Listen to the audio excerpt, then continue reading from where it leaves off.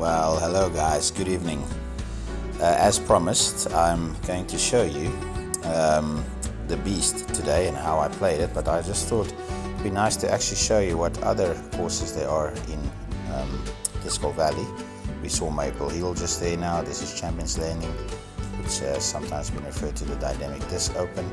But the one we're going to play today and focus on today is in Nokia, Finland, the Beast, which also, of course, they're going to be playing at the World Championship. So starting on hole 1, legendary, triple mandatory, I take my stag and just put it on a slight hyzer line. Obviously there's a 3 crosswind that help push that more to the left, but luckily I avoided the early trees and I could actually put in a relatively easy putt. What was actually staggering for me was to see how many of these holes I had to actually play in strong winds. You'll see some of the holes coming up were quite strong. Okay, so yeah, I'm very mindful of not going too far right and out of bounds, and luckily I took my sticky rive here. I got a bit of a bad roll there, but yeah, still managed to stick on the green, and I could easily put that in as well for a birdie. If I take anything else there, other type of rive, it will definitely go out of bounds. So the sticky really helps a lot there. I could probably disc down and throw a 10 speed there, but yeah, that's my disc of choice. Yeah, I'm just looking to not throw it any further than that first out of bound line, but I did not actually manage to. I actually thought the wind was going to push it more to the right, but it didn't happen. I see it's a bit of more of a tailwind than actually a crosswind, so maybe I just misread that. But luckily I sort of get away with that through the trees, get a bit of a skip, unfortunately right next to this fence, which makes the attempt at a birdie putt near impossible. So I just had to try and get something up near the basket, just for the easy tap in and take my medicine, take the par. This is of course the Beast, so yeah, you do what you can to survive. But yeah, definitely will learn from that next time and make sure that I put that in bounds. Hole 4 is a very tricky hole, a lot of trees to navigate, very tricky to get a clean lie even in the fairway. So here I just try and bend something around these trees, which is obviously what I did, and got quite distance up the fairway, unfortunately inside these or behind these bushes with a headwind, but I still managed to throw it, and I could get relatively close to the basket, as you'll see just here. And I mean relative, unless you get such a horrendous freaking, I mean, look on the mini map there how that thing circled away. But anyhow, luckily not too damaging, and I could still put it in for a birdie, if I remember correctly, which I did. So yeah, 3 under after 4, not bad, especially on this course. Some of these holes are obviously a little bit easier. Here I'm still undecided. Sometimes I like to throw it backhand, sometimes forehand, but in this case it ended up being very nice. In fact, so nice that it actually ran past the basket a few meters, but that's fine. It's once again an 18 meter. Look at this wind. See, every hole now is like a 3 wind. But anyhow, we try and do what we can. There I overcompensated for it. Of course, a headwind always lifts the disc a bit, even in real life, and that's what happened there. I aimed it a little bit too high. Okay, this is a hole that you expect to birdie, so I always aim it to the left and give it a slight anhyzer, allow my Sampo to naturally fade back. Yeah, once again, that's a sticky Sampo, so that's why it came up a bit short, but I'm confident in putting in a 15 meter putt, so that was fine for me. Onto hole 7, a par 4. Once again, very tricky hole. This is obviously, I don't know how much they're going to change for the World Championships, but this is of course the real course. Here I expected my paradigm to go slightly more right from the start. It didn't. I was hoping to bend it around that tree, then it would have been a great tee shot. Only hit it 41 meters because of trees, always trees. So yeah, I thought, okay, let me first go backhand around those trees, but then I saw a gap here to the right, and I thought, well, why not? Just go for it. Hopefully you get something through there, and luckily I did.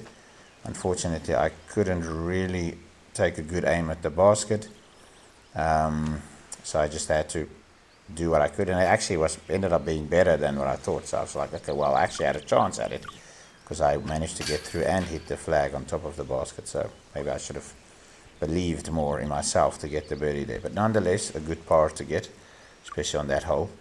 Yeah, this is one of the easier holes here on Nokia Park or the Beast, and yeah, once again my favorite disc, like I mentioned before, very slight hyzer, and I park it right next to the basket. Of course, distance control is quite important, but as you get used to all your discs, you know exactly how hard and everything to throw them.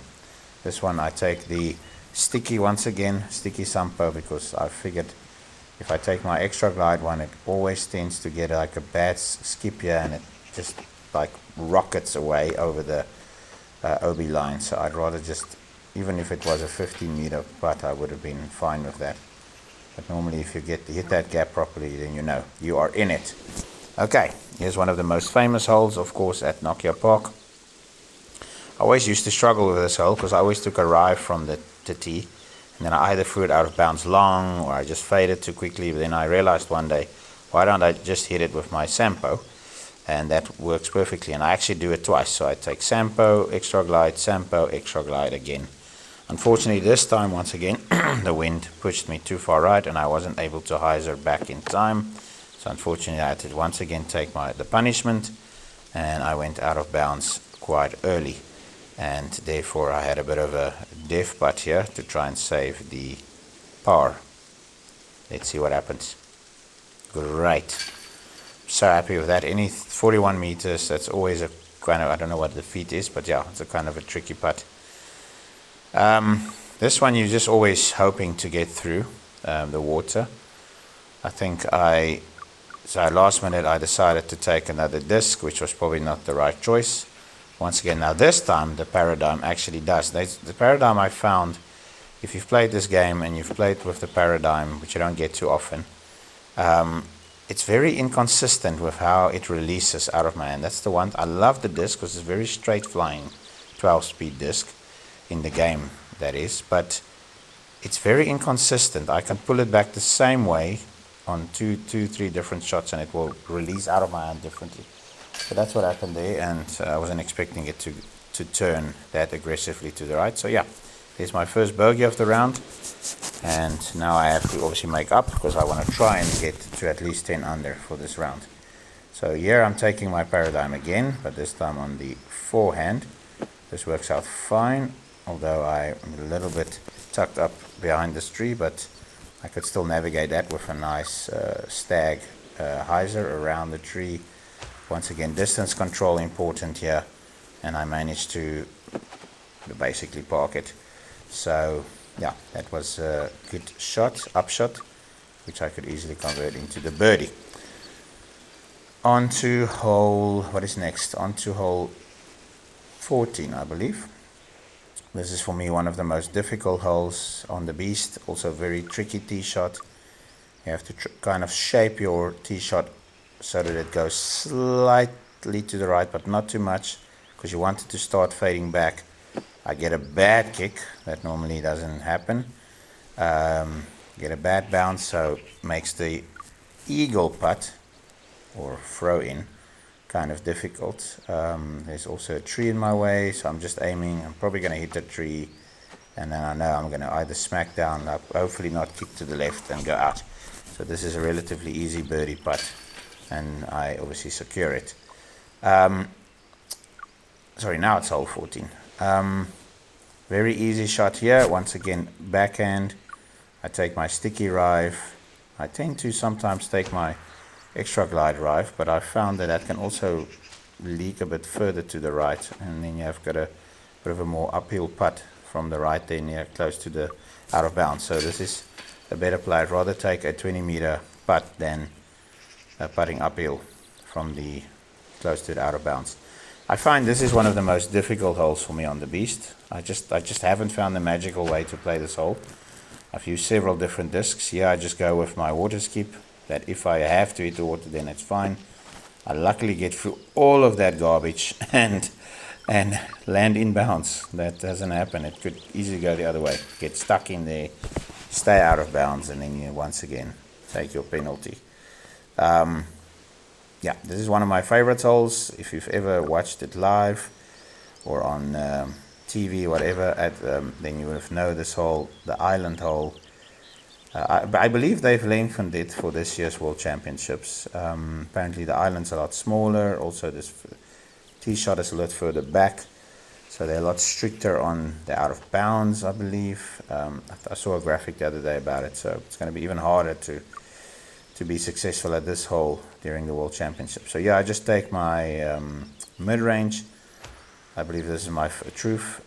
Mid-range, just make it bounce off the hay bales onto the island. Perfect. This is the way you want to play this hole. Ideally, don't hit it on the hay bales, but yeah, try and park it there. Nice streak here, 5 in a row. We're going well. This hole also slopes severely to the left, so to counter that, I throw a forehand, put it on a anhyzer line, let it work back. You can see it always wants to fade quite aggressively, but if you throw it on the backhand, then you're most definitely going to go out of bounds if you have a disc like a Rive. And this is quite a far, I think it was 150 something meter hole. So it's the only disc that I have that can reach. So it's very, very tricky if you don't throw it properly. And that's why I choose the forehand. Okay, last hole, signature hole. I sometimes struggle to find this fairway, especially the out of bounds comes in very quickly there on the right, and I think that is exactly what I do on this hole. I think next time I'll just do backhand. Yeah, I think backhand is easier because you can see there's a lot more real estate there to the left, and I should rather just try and hyzer it into that part of the green. So yeah, take my penalty shot. Now I obviously have to really hope for a great shot. This was a nice recovery shot, up shot, a little bit far, but hopefully I've got a clearing. Yeah, if I slide to the left, I can actually make it. Just got this one branch in my way, but I should be able to make the putt. And in it goes for par, and I believe that is an 11 under round. So yeah, if you want to get 3 stars on this course, on Disco Valley, you have to get to 14 under. Maybe next time. But yeah, I wanted to leave it like that. I could have restarted, but I wanted to play a pure round without playing a perfect round, just to show you that it is also possible to make mistakes and bogeys and so on. So I hope you guys enjoyed that, and yeah, that is definitely one of the nicest things about Disco Valley, is actually the ability to play these courses. Of course, Maple Hill being one of my favorite courses ever. I was so glad that I could actually play that on the Disco Valley. So yeah, that's great. So if you ever have the game, go and play that as well. Alright, take care, until next time, bye.